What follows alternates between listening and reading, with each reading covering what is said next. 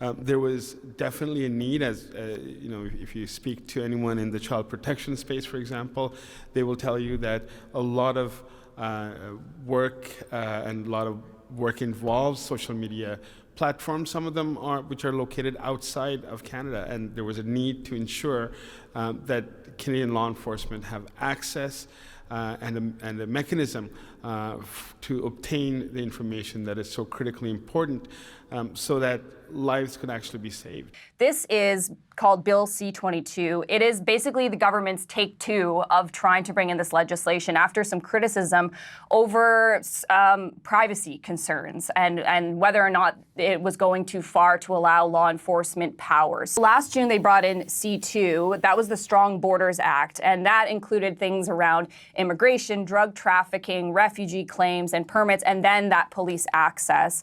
And opposition, basically from all party lines, had really big concerns about that lawful access. So what you allow police and law enforcement to get in terms of people's information. They were basically accusing it of being snooping legislation.